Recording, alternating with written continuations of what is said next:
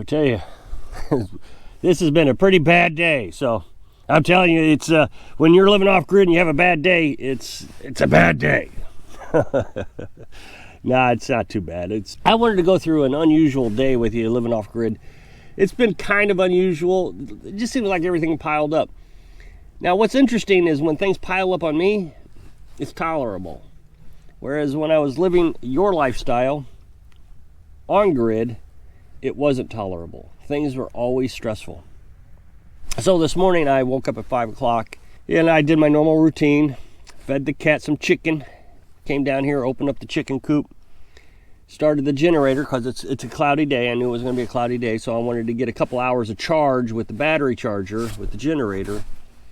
That way the sun has plenty of time to get up high in the sky to give the solar panels some usefulness. If I wait too long, then the battery's drained down too far. This is about a 5-year-old generator. It's probably got, I say 5,000 hours on it, but I've been saying that for a year. It's got to be getting, I don't know, it's a lot of hours on it.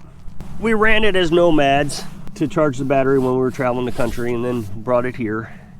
It's been a really great generator. Now, it has smoked this one. I've had 2 others. My fault, both of them. One of them burned up in the fire and the other one, I left gasoline in. I don't want to get into a long story. But I love Champion generators. Everybody says get a Honda. I've had this sit next to a Honda. You can't tell them apart. People will say Honda's better. Well, look at this guy. It's falling apart. I've lost screws. Another screw here I took out and lost in the grass somewhere. Same with this one. But it just keeps running. It just won't stop. Until this morning. This morning I come down here and I try to start it, and there is a light right here. It's yellow and it tells you it's low on oil. A really good feature with a generator that uses oil all the time. Of course, I could take it apart, check the oil, but it's just easier to rely on the oil light. And it won't start when that yellow light comes on. So no big deal. Thought I'd throw some oil in it. Well, I didn't have a lot of oil. I don't know why I didn't buy oil. I always have a stockpile of oil, but I didn't have any oil. So I put what remaining oil I had in it, which was a good funnel full. Now a funnel full will get it up above the sensor. There's a sensor in there. It gets it up above the sensor. That way I can start it, at least run it for a couple hours until I can get more oil. Well, it didn't start. The yellow light kept coming on. I thought, well, I guess the sensor went bad. Now I've seen YouTube videos on this. It's not a big deal. I went back up to the house and I checked out a YouTube video on it.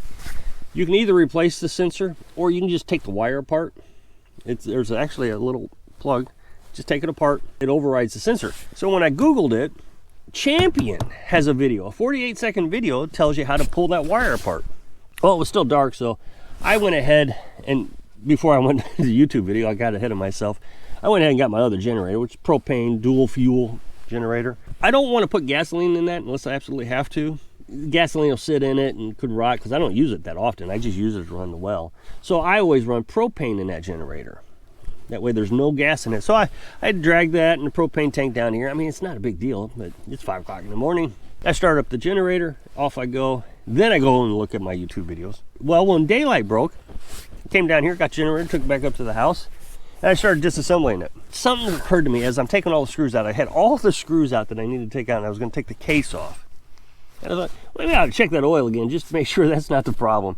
And sure enough, it was still low on oil. I guess with my flashlight, I looked at dipstick and it looked like it had oil on it. It didn't, I guess. I don't know. Or I was tired, or I was seeing cross-eyed, whatever the case is. I mean, I'm getting old. My eyesight isn't as good without my reading glasses. So whatever it was, so put some oil in it, started right up.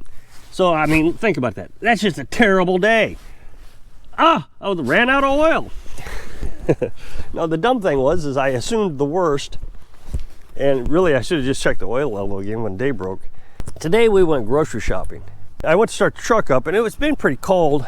I probably should get a new battery. The battery in that truck is, I think, 5 years old. I mean, we've had it all over the country. That battery actually helped power our camper when we were nomads. I hooked the battery to the truck up to the battery in the camper. That way I could have 2 batteries instead of 1. And so it's been abused pretty hard. Well, we've been through this cold weather. What I really need to do is recondition the battery. I did that last winter and it worked all year. So we came out here to start the truck up and it wouldn't start. No big deal. Of course, now the generator's all the way down the hill, the propane one. So I had to grab it and the propane and bring it back up here with the charger. It takes 113 seconds to start the truck with that battery charger. Started it up. There is a problem with this truck that I've always had that I didn't learn was not a problem until last year. We don't drive this truck hardly at all. I changed the oil, and I know people are going to complain that I need to change it more frequently. I just disagree, so don't even put it in the comment section. I disagree. I only changed the oil in this truck when the oil indicator, tells you how much oil life has in it on the dashboard.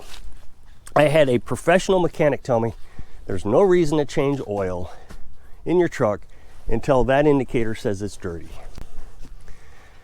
So I think it's at 50%. I changed the oil last winter. So it's been a year. And then also I always top off the fluids and everything at the same time. Normally I do that every year. Well, this year we haven't drove the truck hardly at all. So the oil life is about 50%. Well, that means I haven't checked any of the fluids.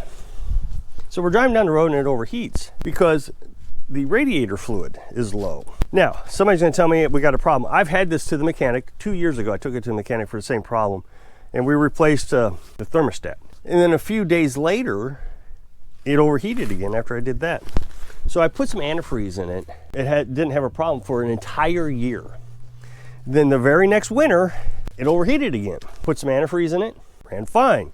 Well, same thing happened this time. Ran it for a year, it's cold, has to put antifreeze in it. So we pulled over, I've got a gallon of antifreeze. So I figure once a year isn't too bad to have to put antifreeze in your vehicle. I read though that these new Chevy Colorados, you have to add radiator fluid. I thought it was a closed system, but I guess it vents off a little bit as you're driving. So not a huge issue. Once again, you know, what did it take? A couple seconds to resolve all these issues? And the antifreeze wouldn't have been a big deal at all if I'd have just filled it up like I thought I should have. Well, actually this month, it's been January every year that I've had an antifreeze problem. Then we go shopping. My friend Tara from Living on a Dime, while we're at the store, sends me a meme. Says, I have a dozen eggs to trade you for a 2015 Jeep.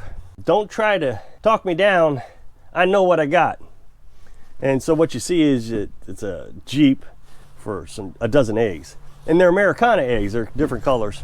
So she sends me this meme and says, I thought of you. And it's true. We were at the store when she sent that to me. I went over there and looked at the eggs and it was $9 for eggs. It doesn't cost us anything. And we're eating a dozen eggs a day now. So 6 for lunch, 6 for supper. The chickens are keeping up with us pretty good for being wintertime. But that's because we got the Brahmas. The Brahmas are good winter egg producers. To further the shopping experience, the other day I was talking about minimizing cost and living free, living happy. I have advantages working for myself, you know, producing my own food, buying minimal amount of food. You know, Carolyn and I go to shopping. We buy a month's worth of food for $225. 90% of what we buy is meat because we're carnivores. She'll buy tomatoes and that kind of stuff just for flavoring. Cheese, we buy cheese. So right now she's in there packing up the meat. And what she does, she puts it in a little Ziploc. What she does, she puts them in little Ziploc bags and then packs them real tight and flat. And that way, like imagine this is the Ziploc bag. That way she can put it in the freezer like a bookshelf.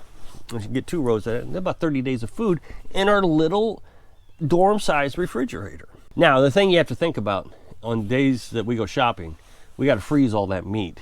And so we got to run the freezer overnight, and it doesn't shut off because it's got to freeze that meat. So I do have to run the generator overnight. It takes less than a gallon of gas to run the generator overnight. You add in another $2 to your entire shopping cost. So $225 plus the $2 for the generator is $227 for a month's worth of food. But in a previous video, I said that we can buy meat for $1.29. It Save a Lot. Now, first complaint is always about Save a Lot. I wouldn't buy Save a Lot over for meat there. It's absolutely horrible for you. You can't do that. Now, I made videos about the USDA being a bogus organization. I think it's just a bunch of crud. And the same people will say, oh no, the USDA ensures that our food is safe. It's the same meat. I don't care if you go to the fanciest grocery stores or the cheapest grocery stores. It's the same meat. One has a label, the other doesn't. So I was saying we spend about $1.29 per pound for pork. And the next very quick comment I got, you can't find meat for $1.29. That's a bunch of bull. You're a liar. There's nowhere on the planet you can find pork for $1.29 a pound. Well, I don't know how well you're going to be able to see this. But right there it says $1.19 a pound. So it's actually 10 cents cheaper than what I said last week. That's 20 pounds of meat, and we got 3 of them, so there's 60 pounds of meat. There was another one just like it for $1.29, so 10 cents more. The reason it was 10 cents more is sell-by date was 1/12. The sell-by date on this one was 1/9. Now you'll get this video a day after I make it, but today is 1/8. So Carolyn is in there right now grinding the meat. She's gonna see how much she can get in the freezer. And then the rest of it we'll can. Now this is chicken, but we'll can it just like this. Now, if you want to see my canning videos, go to my channel, click on playlist, and in the playlist you'll see my canning videos, and I can pork and bacon and chicken and just all kinds of different stuff.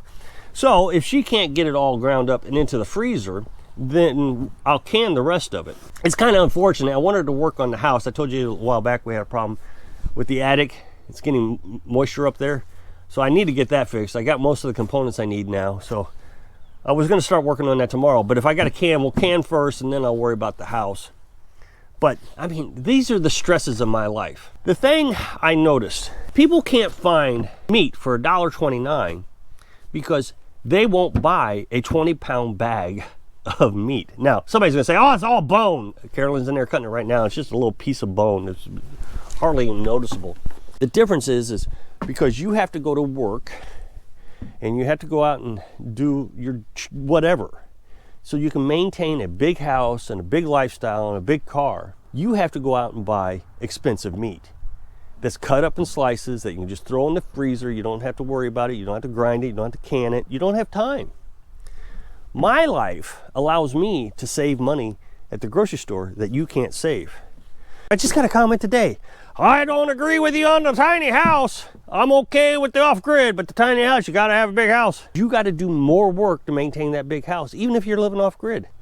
More electricity, more wood to heat the house. So if you click on the next box, take the video where I was talking about the house getting moisture. So I hope I can inspire you. So think small, live big. Thanks for watching.